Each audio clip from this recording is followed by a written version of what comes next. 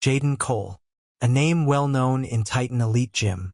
Not because he bragged, not because he showed off, but because he was the best at what he did. At 6 feet 2 inches, built like a statue carved from iron, Jaden wasn't just another fitness trainer. He was a man of discipline, precision, and focus. Every move he made was calculated, and every workout planned to perfection. Clients trusted him, admired him. Some feared him, not because he was cruel, but because he demanded the dedication most people weren't ready for. He had one rule: keep it professional. No distractions. No personal attachments. Then she walked in. She wasn't like the others. Tall, graceful, dressed in sleek, expensive athleisure that hugged her body perfectly. She moved like she belonged here, like the gym was just another part of her empire. People noticed her, but she only noticed him. Her eyes locked onto Jaden like a predator sizing up its prey. And when she smiled, it wasn't just a smile. It was a challenge. And Jaden? He didn't know her yet, but he had already lost. She wasn't just beautiful. She was powerful. The kind of woman who never hears the word no. She stepped through the doors of Titan Elite Gym like she owned the place. And in a way, she did. Money, status, influence. She had it all. Her name was Amina Okoye, a name that carried weight in the business world. She had built an empire, one deal at a time, and crushed anyone who stood in her way.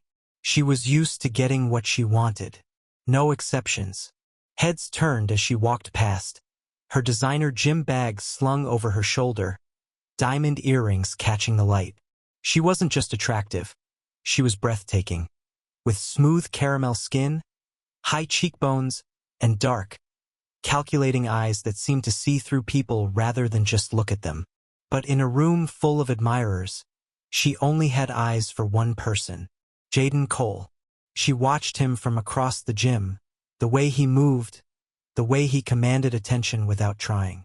He wasn't like the men in her world, businessmen who faked confidence but crumbled under pressure. Jaden was different, strong, focused, untouched by distraction, and that intrigued her. She sat on a bench, pretending to scroll through her phone, but her eyes never left him. She watched how he trained others, his patience, precision, and corrected posture with a firm but controlled touch. He had a presence, one that made people listen and made them want to improve. A slow smile curled on her lips. Interesting. For the first time in a long time, Amina felt curious. The next day, she approached the front desk, her voice smooth and commanding. "I want a personal trainer." The receptionist nodded, already reaching for the standard list of available trainers. But before she could speak, Amina cut her off. "Not just any trainer. I want him." She didn't have to say his name. Everyone knew who she meant. The training sessions started.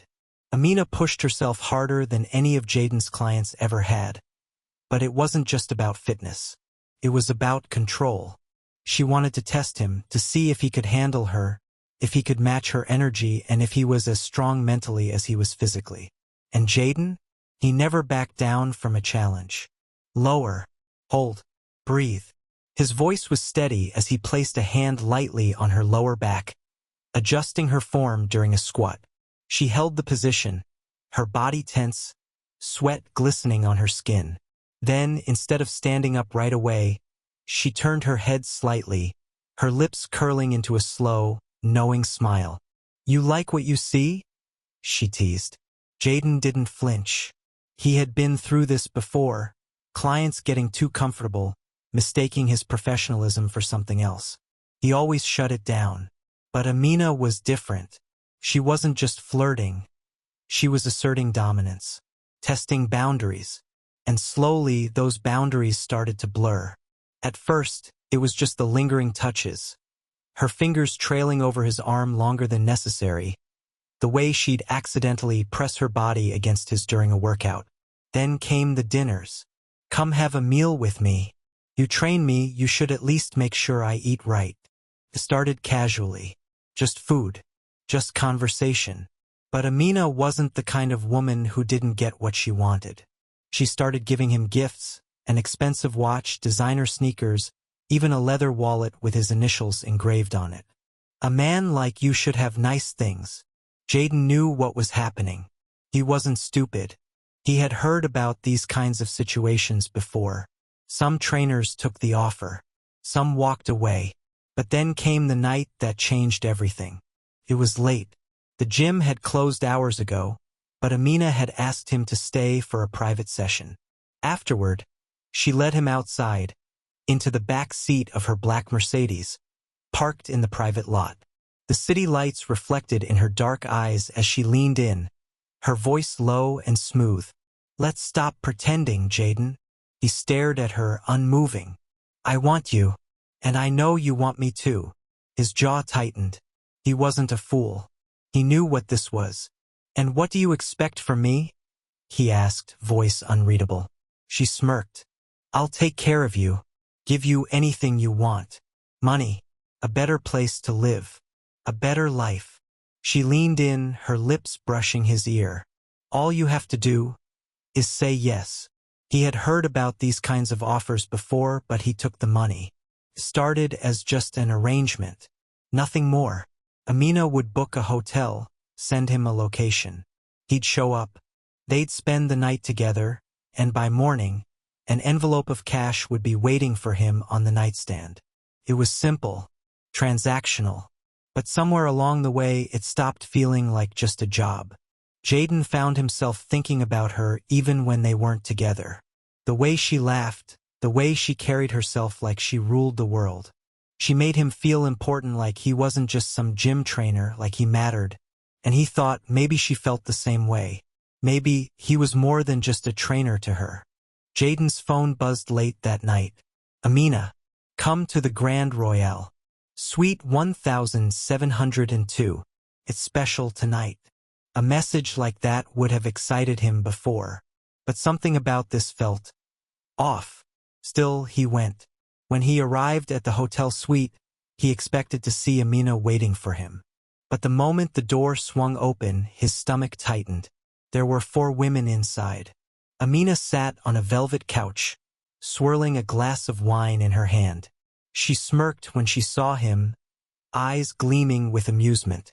The other 3 women, dressed in silk robes, expensive jewelry glinting under the warm hotel lights, looked him over like he was some kind of prize. "Ladies," Amina said, lifting her glass, "this is Jaden, the one I've been telling you about." Jaden froze in the doorway. This wasn't what he signed up for. He thought she was different. But that night, he realized, he was just another plaything. His chest tightened as he looked at her, searching for something. A connection. A sign that she cared. But she only laughed. "Come on, Jaden," she teased, standing up and walking toward him. She pressed a hand against his chest, her touch familiar, but suddenly, it felt wrong. "Don't tell me you're nervous. Be a man." He clenched his jaw.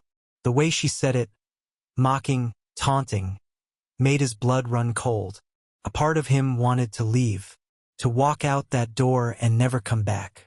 But then she whispered in his ear, her fingers brushing the back of his neck. "If you do this, you'll never have to worry about money again." And just like that, he gave in. That night changed everything. What started as one night turned into many. Amina would call, send him a location, and he would come. And each time it was never just her. There were always others. Different women, different rooms, different nights. At first, he convinced himself it didn't matter, that it was still just a job. But every time, something inside him broke a little more. They started treating him like a toy. They laughed at him, touched him however they wanted, and mocked his emotions. One night, after everything was over, he lay on the hotel bed, staring at the ceiling. One of the women traced a finger over his chest, smirking. "You like her, don't you?" she giggled, nudging Amina. "Poor thing." Amina just chuckled, sipping her wine. Men always fall in love when they shouldn't. The words cut deeper than he expected. Jaden turned his head, looking at her, searching for any sign of the woman he thought she was. But all he saw was amusement. That night, he didn't go home. He sat in his car for hours, gripping the steering wheel, trying to make sense of what he had become. Tonight was the night. He was done. The late-night calls, the hotel rooms, the humiliation. He couldn't take it anymore. He knocked on her door, harder than he intended. A few seconds later, it swung open, and there she was, Amina, wrapped in a silk robe, her eyes half-lidded with amusement. "Jaden," she purred, leaning against the doorframe. "I wasn't expecting you." He pushed past her, stepping inside without an invitation. "We need to talk," he said, his voice tight. Amina sighed, closing the door behind him. "Let me guess," she said, crossing her arms. "You're feeling emotional again?" Jaden exhaled sharply, trying to keep his composure. "I'm done, Amina." His voice was firm. "I don't want this anymore." For a moment, she just stared at him. Then, slowly, a smirk curled on her lips. She turned, walked to the coffee table, and picked up her phone. Then she tapped the screen a few times and turned it toward him. Jaden's stomach dropped. On the screen were photos of him, naked, vulnerable, asleep.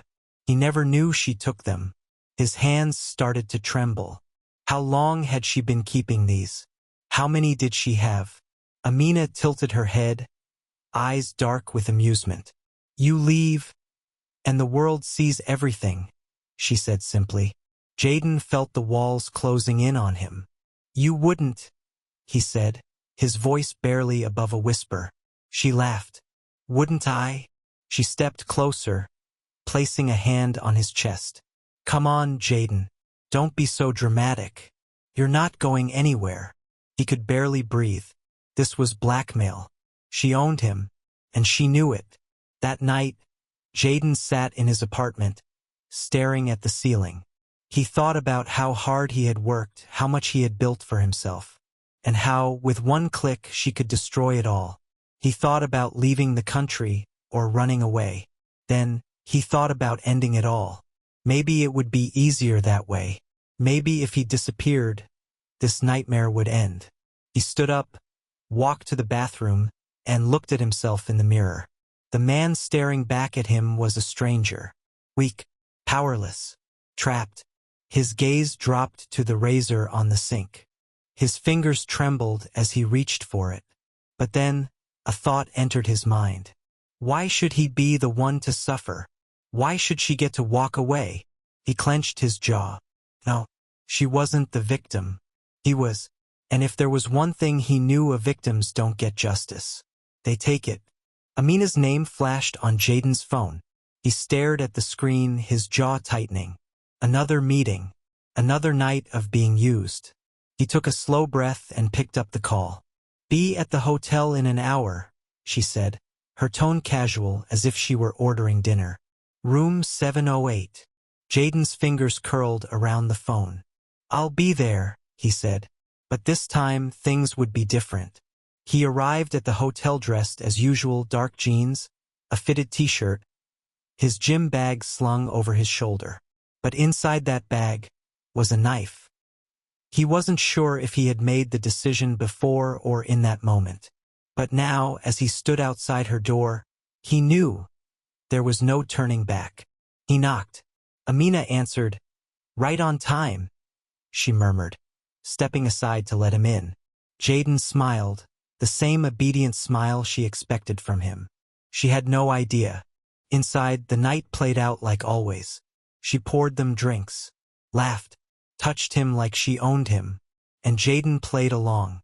But underneath his calm exterior, rage boiled. The way she smirked, the way she talked down to him, the way she never once saw him as a human being. Amina eventually grew tired and slipped into bed beside him. Minutes passed. Then her breathing slowed. Then, she was asleep. Jaden sat up. For a moment he just stared at her. She looked peaceful, innocent. But he knew better. She wasn't innocent. She was a monster. Jaden reached for his bag, his fingers closing around the cold steel handle of the knife.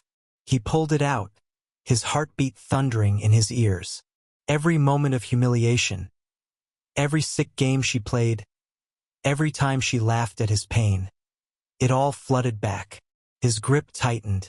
Then, without hesitation, he plunged the knife into her chest. Amina's eyes snapped open. She gasped, her mouth opening in shock, but before she could scream, another stab, then another, and another, again, and again. He didn't stop. He couldn't stop. Not until she stopped moving. Blood pooled beneath her, staining the silk sheets deep red. Jaden sat there, breathless, knife trembling in his hand.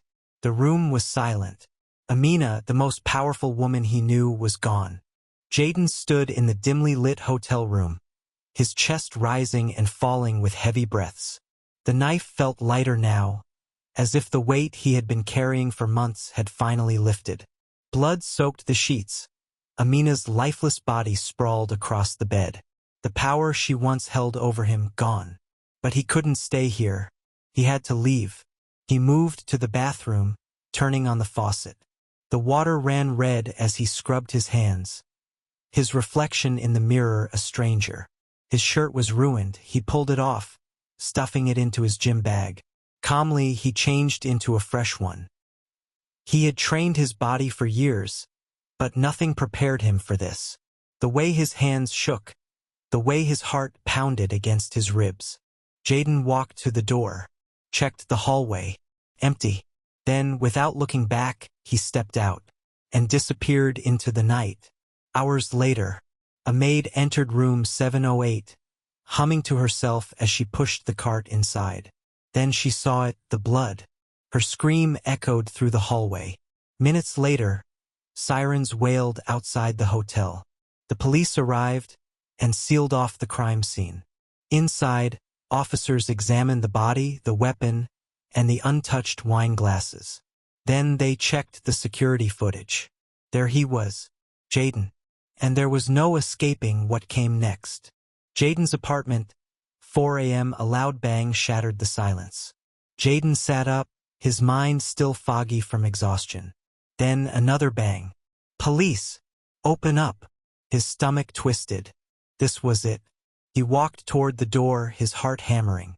The second he opened it, officers swarmed in. Get on the ground! Jaden raised his hands. Didn't resist. Within seconds, he was in cuffs, being dragged out into the cold morning air. They didn't ask him why. Not yet. They didn't care about the years of control, the threats, the torment. All they saw was a murderer. Jaden sat in the small, gray room, his hands cuffed to the table. A detective leaned forward. We know what you did. Now tell us why. For the first time since that night, Jaden spoke. He told them everything. About the offer, the arrangement, the nights he spent with Amina, believing she saw something in him. Then about the humiliation, the abuse, the threats, the way she took away his dignity, his freedom. The detective listened silently. No judgment, no reaction, just facts. Some called him a murderer, others called him a victim. But the jury had the final say. The courtroom was packed. Journalists, spectators, legal experts, all waiting to see what would happen to the man who had killed a wealthy, powerful woman. Jaden sat at the defendant's table, his face emotionless, but his hands clenched together tightly. The prosecution painted him as a cold-blooded murderer. They described the crime scene in brutal detail and called it a premeditated act of violence. This was not self-defense, the prosecutor declared. This was revenge, and revenge is murder. But Jaden's lawyers had their own story to tell. They called psychologists who spoke about the long-term effects of coercion, manipulation, and psychological abuse. They played audio recordings of his interrogation, where he detailed how Amina had blackmailed him, threatened to destroy his life. They described the power she had over him, how she stripped him of his dignity, his autonomy. Some crimes are simple, others are complicated, And this one was both. Outside, the media tore the case apart. One side called Jayden a monster, a man who couldn't handle rejection and lashed out most violently. The other side saw him as a victim, a man who had been used, discarded, and pushed to his breaking point. Debates raged on TV, on social media. Was this murder, or was it justice? After weeks of testimonies, arguments, and public outcry, the jury was ready. Jayden stood as the foreperson read the verdict. His heart pounded in his chest. Guilty, but not of first-degree murder. The jury had listened. They had seen his suffering. Instead, they convicted him of manslaughter, a reduced sentence, acknowledgement that he wasn't just a killer, he was a man who had been broken. He got his revenge, but at what cost? Jayden sat on the small bed, staring at the wall. Outside, other inmates talked, laughed, shouted, but he just sat there, thinking, was it worth it? Was this freedom? Or had she won in the end? Because even though she was gone, she still controlled his life. The walls around him were just another kind of prison. And this time there was no escape. In the end, justice isn't about right or wrong. It's about the story people choose to believe. And Jayden, his story was over.